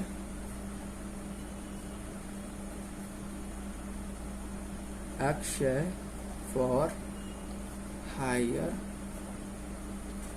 स्टडीज, वो बार बार उसको रिकमेंड करते हैं ताकि वो भाई हायर स्टडीज करे और अच्छी पढ़ाई करे और ज़्यादा पढ़ाई कर रहे हाई स्टडीज करने के लिए जाए। वो बार बार उसको रिकमेंड करते हैं, बार बार उसको सलाह देते हैं प्रिंसिपल कि अक्षय को, प्रिंसिपल जो है अक्षय को बार बार सलाह देते हैं ताकि वो हायर स्टडीज करे, हाई नॉलेज गेन करे। ठीक है, तो इस वीडियो में इतना ही। आई होप आपने कई सारे क्वेश्चन देखे, यहाँ पर वर्ब जो है पूरी तरीके से क्लियर हो गया होगा। बहुत ज़्यादा बेसिक क्वेश्चन थे, ज़्यादा टफ क्वेश्चन नहीं थे इसमें। ठीक है, तो इस वीडियो में इतना ही, मिलते हैं आप सभी लोगों से नेक्स्ट वीडियो में। एंड वीडियो को लाइक और चैनल को सब्सक्राइब करना बिल्कुल भी मत भूलना।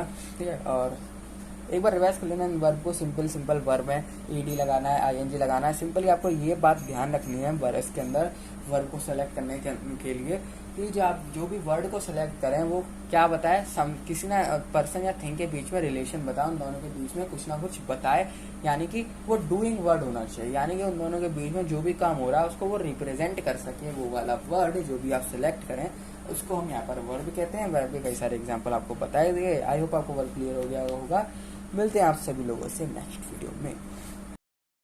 तो बस आपको सिंपली समझ में आ जाएगा कि आखिर होता क्या। ठीक है, वर्ब के मैंने यहाँ पर 2 क्वेश्चन आपको करा था।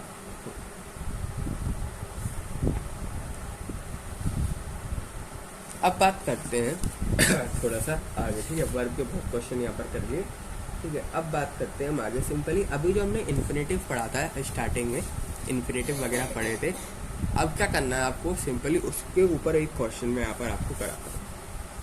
तो सिंपली करेंगे कुछ नहीं, मैं एक सेंटेंस लिखूंगा, उसको इनकम्प्लीट कर दूंगा, आपको बताना वहाँ पर क्या आएगा, क्या ऑप्शन दूंगा आपको फायदे से। ठीक है, तो कुछ इस तरीके से ऑप्शन नंबर ए है, the teacher make the boys, the teacher make the boys क्या, ऑप्शन नंबर बी। सिंपली कुछ नहीं कर रहा हूँ, सेंटेंस को मैं ब्रेक कर रहा हूँ, एक सेंटेंस है उसको मैं ब्रेक कर रहा हूँ यहाँ पर ऑप्शनों में, और ऑप्शनों में ब्रेक करने के बाद बेसिकली मैं आपसे पूछूंगा कि इसमें एरर कौन से सेंटेंस में आएगी, कौन से सेंटेंस में एरर है बेसिकली बताओ। अगर नहीं एरर तो एक ऑप्शन होगा नो एरर का, वो चूज कर लेना। Option number B is to do the sum, अब इन्फिनिटिव वगैरह की मैं बात कर रहा हूँ तो सिंपली टू वगैरह यूज होगा सेंटेंस में। ठीक है, अब आपको ये चेक करना है इसका बेस ऑफ वर्ब क्लियर होना चाहिए। ठीक है, तो the teacher make the boys to do the sum all over again, तो देख सकते हैं बिल्कुल सही सेंटेंस है, इस सेंटेंस में कोई भी दिक्कत यहाँ पर नहीं। आई होप आप सभी लोग समझ ही गए होंगे। टू यूज हुआ है, एंड जो आपकी वर्ब है यहाँ पर सिंपली प्रीसीडिंग बाय टू है, वो भी करेक्ट है सेंटेंसेस में। ठीक है, ऑप्शन नंबर ए में तो कोई दिक्कत है नहीं, ऑप्शन नंबर बी यहाँ पर दिक्कत हो सकती थी, जो कि यहाँ पर दिक्कत नहीं है सिंपली। ठीक है, जो वर्ब है सिंपली प्रीसीडिंग बाय टू है, और ये जो आपका बेस ऑफ वर्ब है सिंपली क्रिएट हो रहा है। तो ये सेंटेंस जो है इन्फिनेटिव है, सिंपली ये इन्फिनेटिव है, तो इसमें कहीं भी एरर नहीं आने वाली है। आई होप आप सभी लोग यहाँ पर समझ ही गए होंगे। ठीक है, तो नो एरर आएगा इसका। ठीक है, डेफिनेशन आपको याद रखनी है इन्फिनेटिव की क्या होती है। डेफिनेशन इन्फिनेटिव की जो बेस होता है वर्ब का वो सिंपली प्रीसीडेड बाय टू रहता है, याद रखना। प्रिसीड रहता है, ठीक है, बाय टू से प्रिसीड रहता है, जो आपका बेस होता है वर्ब का, सिंपल, या फिर वर्ब होती है जैसे, ठीक है। तो ये चीज़ आपको यहाँ पर ध्यान रखनी है। अब जो आपका वर्ड होता है ना टू, ये फ्रीक्वेंटली यूज़ करते हैं हम इन्फिनेटिव में, बट ये एसेंशियल पार्ट नहीं होता किसी भी उसका, ठीक है। यूज़ तो हम करते हैं पर कोई भी एज सच एसेंशियल नहीं होता, ठीक है। आपको यूज़ करना है तो करो, नहीं करना है तो मत करो, ठीक है। एसेंशियल नहीं है ऐसा कुछ, जैसे कि मेक हिम स्टैंड, और क्या मतलब सिंपल, और क्या वर्ड यूज़ कर सकता हूँ वो मैं आपको बताने वाला ठीक है। The word two is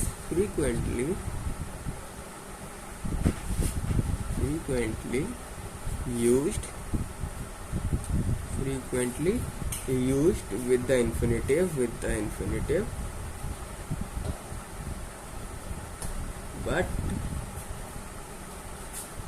but is not an essential part, ठीक है। ये जरूरी नहीं है, जरूरी वाला पार्ट नहीं है, और साइनेट पार्ट या फिर सिंपली एसेंशियल पार्ट, ठीक है।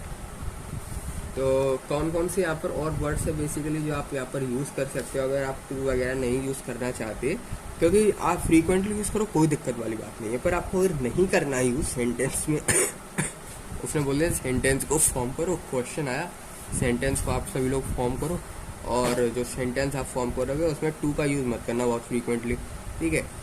टू का यूज़ मत करना, तो फिर आपके पास वर्ड कौन से बचे? तो वो वर्ड बहुत सारे, जैसे कि द, आफ्टर, सर्टेन, मतलब जो भी वर्ड है simply bit, lit, make, add, need, dear, see, hear, ये सारे सिंपली विदाउट टू आप यूज़ कर सकते हो। इन वर्ड्स को आप विदाउट टू यूज़ कर सकते हो। कौन कौन से? Bid, let, make, add, need, और क्या, डेयर, सी, हेयर, ये सारे आप यूज़ कर सकते हो विदाउट यूजिंग टू, ठीक है। तो ये भी चीज़ लिख देता हूँ, we use without, we use the infinitive, these infinitive without using to, बिना टू को यूज किए सेंटेंस में, ठीक है। जरूरी नहीं है कि आप भाई आपको अब मन नहीं कर रहा यार, क्वेश्चन या फिर दे दिया कि आप सेंटेंस को फॉर्म करो, इन्फिनेटिव सेंटेंस होना चाहिए, पर उसमें टू का यूज मत करना। आप तो भाई टू की डेफिनेशन में टू लिखा हुआ है यार, तो क्या करें। तो ये सारे वर्ड्स आप यूज कर सकते हो, ठीक है। एग्जाम्पल देख लो, जैसे कि हो गया bird, bid him go there, bid him go there, simply. और क्या हो सकता है, I bade him go, I bade him go. और क्या हो सकता है, let him sit here, let him sit here. और क्या हो सकता है, I saw him do it, I saw him do it. और किससे बनाया सेंटेंस, सिंपली आपने बाकी सबसे सेंटेंस आई होप बना ही लिया। और I made him run, I made him run, तो हिम से भी हमने बना लिया। तो मतलब आप कुल मिला के सेंटेंस बना सकते हो इन्फिनेटिव का विदाउट यूजिंग टू, ठीक है, विदाउट यूजिंग टू। बस यही सेम चीज़ जो है मैं आपको यहाँ पर बता रहा हूँ कि टू के बिना भी आप सेंटेंस फॉर्म कर सकते हो। जो आपका इन्फिनेटिव होता है ना विदाउट टू, मतलब टू का हम यूज़ नहीं कर रहे हैं, तो आप उसको ना वर्ब के साथ भी जो है, वर्ब के बाद, सॉरी पहले तो प्रीसीडिंग बाय टू था ना, टू मतलब वर्ब जो थी आपकी टू से पहले आनी चाहिए, डेफिनेशन ये कहती है। पर आप टू अगर नहीं लगाते हो तो इन्फिनेटिव भी आप जब भी फॉर्म कर सकते हो by using it after the verb, simply verb के बाद वो वर्ड यूज कर लो तो भी सेंटेंस आपका इन्फिनेटिव बनेगा। अब वो कौन से वर्ड है सिंपली, तो उन वर्ड के बारे में भी हम देख लेते हैं। जैसे कि ये तो हमने देख लिया था टू का यूज नहीं करना, पर अगर वर्ब के साथ हमको करना है, वर्ब के साथ वर्ब के बाद हमको जो लगाना है और सेंटेंस भी हमको इन्फिनेटिव फॉर्म करना है, ठीक है। तो वो कौन कौन से वर्ड होंगे, उससे पहले द इन्फिनेटिव without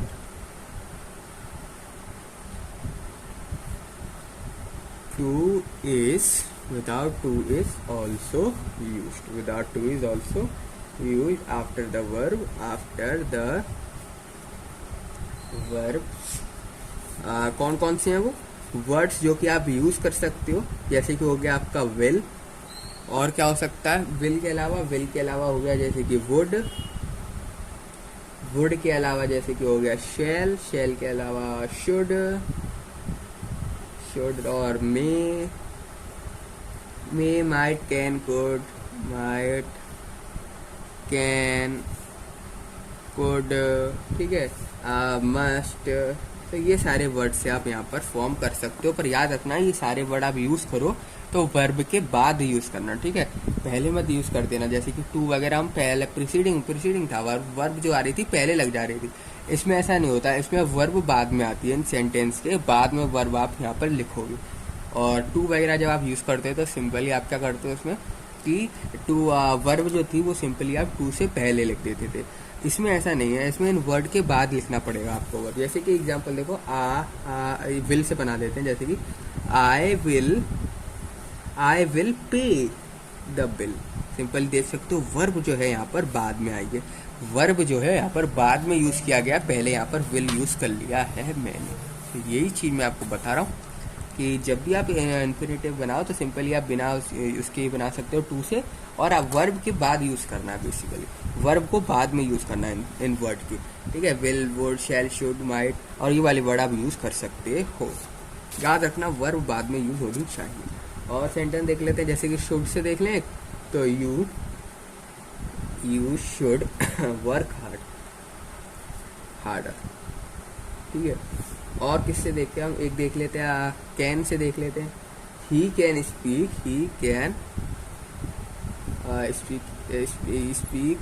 5 लैंग्वेजेस, ठीक है। तो इन सब से मतलब बेसिकली आप सेंटेंस को यहाँ पर फॉर्म कर सकते हो, और जो कि बहुत ही बेहतरीन बात है। आप जो इन्फिनेटिव है ना विदाउट टू भी यूज कर सकते हो आफ्टर, बट कुछ वर्ड्स के बाद में भी, ठीक है, कुछ वर्ड्स के बाद में भी आप इसको यूज कर सकते हो। और कौन कौन से वर्ड हो गए, जैसे कि सूनर हो गया, than, rather, would, had, rather, ठीक है। ये वाले वर्ड्स के बाद भी आप क्या कर सकते हो, इन्फिनेटिव को यूज कर सकते हो इन वर्ड्स के बाद भी। तो infinitive without two is also, इसके अंदर ये कैटेगरी मान लो आप। तो जो इन्फिनेटिव होता है, ये तो बात इसकी हो गई खत्म, ठीक है। अब नए एग्जाम्पल्स आ रहे हैं, ठीक है। जो आपका इन्फिनेटिव होता है विदाउट टू हम यूज कर सकते हैं, without to is also used, without to is also used after, किसके बाद आप यूज कर सकते हो, कौन कौन से वो वाले वर्ड से, सिंपली हेड, बेटर हो गया, ठीक है, यहाँ ब्रैकेट लगा लो, हेड, बेटर, और कौन से word, head, rather, head, rather, would, rather, sooner than, ठीक है। याद रखना है एक साथ यूज करना, अकेला मत यूज कर देना, ठीक है। और नहीं तो आपका इन्फिनेटिव नहीं बनेगा। सिंपली विदाउट टू यूज कर रहे हैं तो हम पर कुछ ऐसे वर्ड्स होने चाहिए जो कि उसकी कमी को यहाँ पर पूरी कर सके। तो ये वाले हमारे सिंपली वो वर्ड्स हैं जो कि उसकी कमी को पूरी कर देते हैं, ठीक है। रेदर देन और बहुत सारे वर्ड, ठीक है। एग्जाम्पल देखिए अब इनका, जैसे कि इन सेंटेंस से बनाना, जैसे कि आई हैड रेदर से बना रहे हैं simply, I had rather play than work. तो आप यहाँ पर देखोगे इन वर्ड के जो वर्ब है सिंपली वो वर्ब बाद में यूज करी गई, ये वाला वर्ड पहले यूज किया गया। इसलिए मैं बोला था इनके अंदर ही कैटेगरी में आते हैं ये वाले वर्ड्स भी, ठीक है। पर वर्ड्स थोड़े अलग है, ठीक है, वर्ड्स उससे अलग है, ठीक है। ठीक है, तो एग्जाम्पल आप देख सकते हो, ये वर्ड्स याद रख लेना, इन वर्ड से भी सेंटेंस आपके फॉर्म हो जाते हैं इन्फिनेटिव विदाउट यूजिंग टू। और एक और एग्जाम्पल देख लेते हैं, जैसे कि आई, अब किससे बनाए, वुड रेदर से बना देते हैं। Would rather say I would rather die than suffer so, I would rather die than suffer. ठीक है, तो ये सब हो। अब सिंपली हम इन्फिनेटिव के यूजेस के बारे में बात कर लेते हैं। ये तो सब हमने इन्फिनेटिव के बारे में जाना है कि सेंटेंस किस तरीके से फॉर्म होते हैं, क्या कुछ होता है, वो सब चीज़ देखी हमने। अब हम क्या करने वाले हैं, सिंपली इन्फिनेटिव को यहाँ पर मैं फॉर्म करने वाला, इन्फिनेटिव को फॉर्म करने वाला। तो सिंपली यूजेस के बारे में जो है मैं यहाँ पर बात कर रहा, use of the infinitive, of the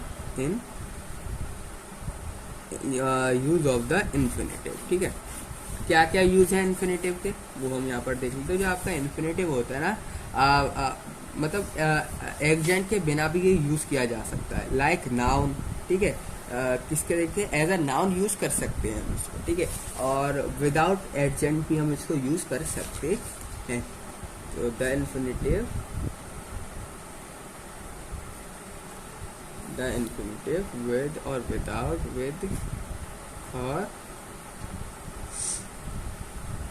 without adjunct may be used, किस तरीके से, लाइक अ नाउन, नाउन की तरह हम यूज कर सकते हैं, लाइक ए नाउन। जैसे कि एग्जांपल देखो, ठीक है, वर्ब एज अ सब्जेक्ट लेके मैं एग्जांपल फॉर्म कर रहा हूँ। ठीक है, वर्ब को एज अ सब्जेक्ट लेती है, as a subjected subject of a verb. मैं ले रहा हूँ सिंपली वर्ब को, वर्ब एज। ठीक है, एज से मैं यहाँ पर फॉर्म कर रहा हूँ। देखो किस तरीके से find out, to find fault is easy, to find fault is easy। तो यहाँ पर देख सकते हो सेंटेंस हमारा यहाँ पर फॉर्म हुआ, to find fault is easy। और क्या हो सकता है, सिंपली इज वगैरह यूज करने हैं मेरे को, क्योंकि मैं एज अ सब्जेक्टिव जो है वर्ब को सेलेक्ट किया हूँ। और सब्जेक्टिव में जनरली आप देखोगे हर जगह आपको इज जरूर देखने को मिलेगा, इज जरूर देखने को मिलेगा। ठीक है, यहाँ पर ब्रैकेट में लगा लो इज। इससे सेंटेंस जो है जनरली यहाँ पर फॉर्म होते हैं जब आप वर्ब को एज अ सब्जेक्टिव यहाँ पर चूज करते हैं। ठीक है, तो जैसे एक एग्जांपल था, टू आर इज ह्यूमन,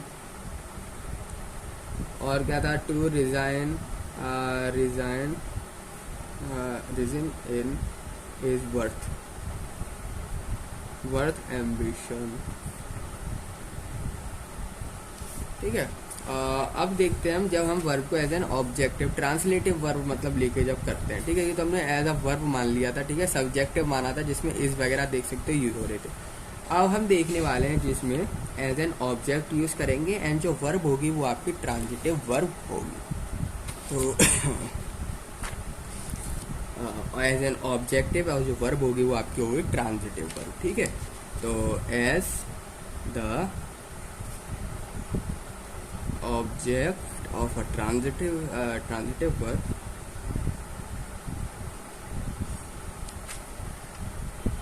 तो वो क्या क्या होगा, जैसे कि एग्जांपल देखो, ट्रांजिटिव वर्ब लगाना सिंपली। अब यानी कि इसमें एग्जांपल फॉर्म होंगे वो कुछ इस तरीके से होंगे, like I do not mean to read, I do not mean to read. जो वर्ब होगी वो ट्रांजिटिव यूज होगी यहाँ पर। ठीक है, वर्ब जो होगी वो ट्रांजिटिव वर्ब आपकी सेंटेंस में अब यूज होना चालू हो जाएगी।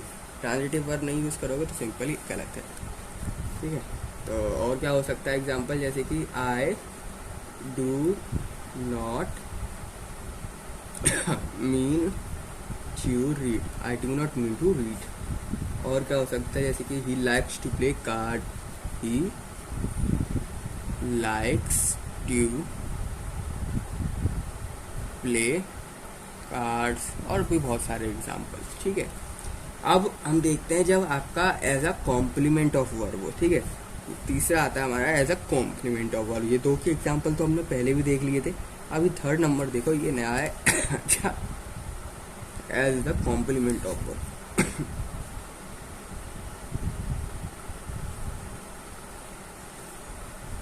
तो इसके एग्जाम्पल क्या क्या हो गए, कॉम्प्लीमेंट दे रहे हो सिंपली, जैसे कि ही कॉम्प्लीमेंट दे रहे हो, ऐसा सेंटेंस आपको फॉर्म करना है। जैसे कि ही her greatest pleasure is to sing, तो सिंपल देख सकते हो एज अ कॉम्प्लीमेंट यूज हो रहा है। और क्या हो सकता है इसका example, his custom is to write daily, मतलब सिंपली एज अ कॉम्प्लीमेंट आपको वर्ब को यूज करना है एज अ कॉम्प्लीमेंट। अब कॉम्प्लीमेंट तो यूज कर लिया, और क्या अच्छे एग्जाम्पल हो सकते हैं जब आप ऑब्जेक्ट यूज करो पर वर्ब नहीं, प्रीपोजिशन को एज अ, जब आप एज एन ऑब्जेक्ट यूज करो पर प्रीपोजिशन को, ठीक है, एज द ऑब्जेक्ट पर वर्ब नहीं, याद रखना प्रीपोजिशन। तो एग्जाम्पल आपका किस तरीके से बनेगा, इस तरीके, the speaker is about to begin, is about ABOUT about to begin. ठीक है, इस तरीके से आपके क्या बनेंगे, एग्जाम्पल बनेंगे।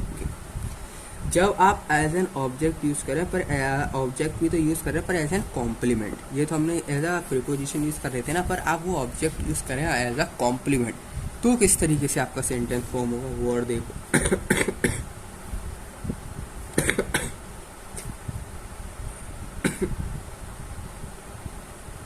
ऑब्जेक्टिव कॉम्प्लीमेंट, तो सेंटेंस कैसे बनेगा, जैसे कि आई सॉ हिम गो, आई सॉ हिम गो। ठीक है, एग्जाम्पल नंबर 5 जनरली यूज नहीं करते हम, ठीक है, ज़्यादातर केसेस में आपको क्वेश्चन वगैरह देखोगे तो सब चौथे केस तक आपको मिलेगा, लास्ट उसके बाद नहीं मिलेगा, ठीक है। पर ये भी होता है, ठीक है, ऑब्जेक्ट एज एन कॉम्प्लीमेंट भी आप यूज़ कर सकते हो, जो आपका नाउन है उसको एज एन ऑब्जेक्ट कॉम्प्लीमेंट भी आप यूज़ कर सकते हो, उस नाउन को एज एन ऑब्जेक्ट प्रीपोजिशन भी यूज़ कर सकते हो, उस नाउन को एज एन ऑब्जेक्ट क्या कहते हैं ट्रांजिटिव वर्ब यूज़ कर सकते हो, as an object verb use subjective verb use कर सकते हो, एज एन कॉम्प्लीमेंट यूज़ कर सकते हो। इस तरीके के आप यूज़ कर सकते हो। और इन्हीं सबको ना सिंपली हम बोलते हैं सिंपल इन्फिनिटिव, ठीक है, इन्हीं सबको हम लोग क्या बोलते हैं, सिंपल इन्फिनिटिव। याद रखना, सिंपल इन्फिनिटिव बोला जाता है।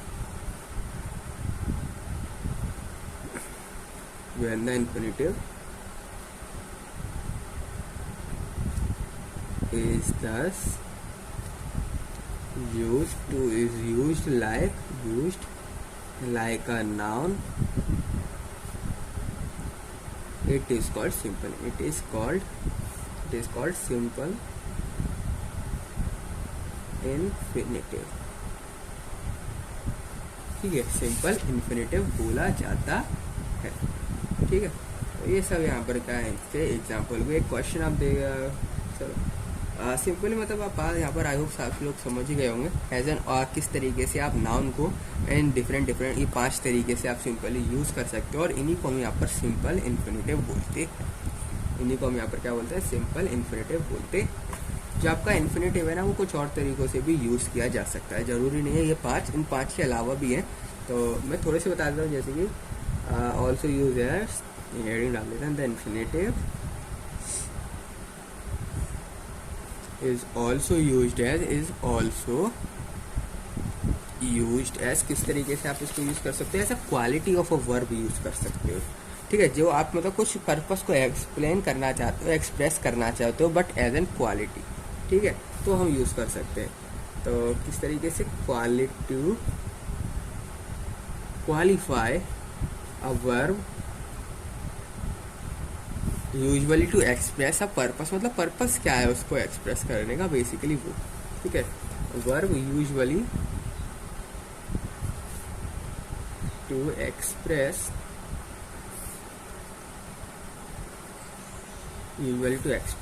पर्पस। जैसे कि एग्जाम्पल क्या हो गया, एग्जाम्पल हो गया वी ईट टू लिव, तो पर्पस यहाँ पर क्लियर हो रहा है, सिंपली पर्पस जो है यहाँ पर वर्ब का वो क्लियर हो रहा है, ठीक है, इसलिए ये इन्फिनिटिव का एग्जाम्पल है। और क्या हो सकता है जिसमें पर्पस क्लियर हो रहा हो, ठीक है, जैसे कि he called to see my brother, तो मतलब सिंपली अगर आपको पर्पस क्लियर हो रहा है ना, PURPOS, पर्पस क्लियर होना चाहिए, उस वर्ब का पर्पस। तो सिंपली वो हमारे जो है हम इन्फिनेटिव मानते हैं उसको, ठीक है, उसको हम इन्फिनेटिव मानते हैं। और क्या, ये तो एक क्वालिटी हुई। एक और क्वालिटी होती है जब आप एज एन एडजेक्टिव यूज करें, जब उस क्वालिफायर को simply as an verb use कर रहे थे हम यहाँ पर अब क्या एज एन एडजेक्टिव यूज करें, ठीक है। To qualify an adjective. Like example देखो, the boys are anxious to learn. और क्या एग्जाम्पल हो सकता है, he is too ill to do work, to do any work, ठीक है। इस तरह के आपको जो एग्जाम्पल है वो यहाँ पर एज एन एडजेक्टिव सिंपली आप यूज़ कर सकते हो। तो वो इन्फिनेटिव का एग्जाम्पल है। इन्फिनेटिव को आप दो तरीके से और यूज़ कर सकते हो इनके अलावा, एज एन वर्ब, ठीक है, यानी कि जब आप कोई पर्पस एक्सप्लेन कर दो ना सिंपली तब। और दूसरी चीज़ एज एन एडजेक्टिव आप इसको यूज़ कर सकते हो सेंटेंसेस में एज एन एडजेक्टिव। दो क्वेश्चन देख लेते हैं और फिर चलते हैं नेक्स्ट टॉपिक। तो जैसे कि क्वेश्चन क्या हो गया, मैं सेंटेंस को ब्रेक करूँगा, आपको खाली एरर ढूंढना है। तो it had a bright blue, option number B, cover which he was careful. Simple जो चीज़ मैंने अभी आपको बताया ना, इन्फिनेटिव ऑल्सो यूज, जो दो तरीके बताए सिंपली, उसके बेसिस पे ये क्वेश्चन है, ठीक है, उसी के बेस पे क्वेश्चन है। कोई क्वेश्चन जो है उससे पहले का नहीं दे रहा हूँ। Infinitive use also use as, simply जो टॉपिक था इन्फिनेटिव ऑल्सो यूज एज, ठीक है। इन दोनों में से ही आएगा ये, आपको बस इन दोनों में से ही, आपको सिंपली इन दोनों, आई होप आप सभी लोग समझ ही गए होंगे। बस आपको यहाँ पर ऑप्शन सेलेक्ट करना है कौन सा यहाँ पर एरर हो सकता है। Not do so and option number D is no error. अब बताओ में से क्या कौन सा गलत है, कौन सा यहाँ पर सही है। तो बेसिकली आप अगर देखोगे तो लिखा हुआ है it has a bright blue cover with his he was careful not do सो। तो सिंपली आप यहाँ पर देखोगे जो पर्पस जो है यहाँ पर सिंपली क्लियर हो रहा है, पर्पस जो है यहाँ पर सिंपली क्लियर हो रहा है। तो ये जो क्वेश्चन है बिल्कुल ही सही है, कोई भी एरर नहीं है इन ऑप्शन में, सारे के सारे ऑप्शन जो है बिल्कुल सही। तो नो एरर वाला ऑप्शन जो है आप लोग टिक करोगे। आप इसको पढ़ोगे एग्जाम्पल सिंपली, तो आपको simply qualify as a verb, first वाला जो केस है यहाँ पर करेक्ट मिलेगा। एंड मतलब सिंपली फर्स्ट वाला केस यहाँ पर करेक्ट मिलेगा, पर्पस आपको क्लियर मिलेगा। देन हम एज एन इन्फिनेटिव इस सेंटेंस को यूज़ कर सकते हैं, तो इसमें कोई भी एरर नहीं है। एक और क्वेश्चन देखते हैं। This sponge is not available, not able to absorbing water। जो आपके पास ऑप्शन है यहाँ पर वो है absorbing water, sorry option number A absorbing water। This sponge is not able to absorbing water आना चाहिए, या फिर ऑप्शन नंबर बी है आपके पास नॉट एबल टू आना चाहिए, नॉट एबल। तो सिंपली यहाँ पर आपको अंडरलाइन करना है, ठीक है, कौन सा है इसमें एरर, कौन से में। तो या फिर option number C no error, या option number D this sponges, option number D this sponge. Simply ये सेंटेंस है this sponge is not able to, सिंपली इसको मैंने ब्रेक कर दिया। क्या कौन सा सही होगा यहाँ पर, एब्जॉर्बिंग वाटर होना चाहिए, ठीक है, एबल टू एब्जॉर्बिंग वाटर, ठीक है। इस तरीके से देखो, option number A absorbing water, ठीक है। सेंटेंस जो पूरा कंप्लीट है यहाँ तक वाटर तक, this sponge is not able to absorbing water, sentence है। अब इसमें से बताना है कि कौन सा गलत है, क्या एब्जॉर्बिंग वाटर गलत है, क्या नॉट एबल टू गलत है, क्या दिस स्पॉन्ज गलत है, गलत क्या है।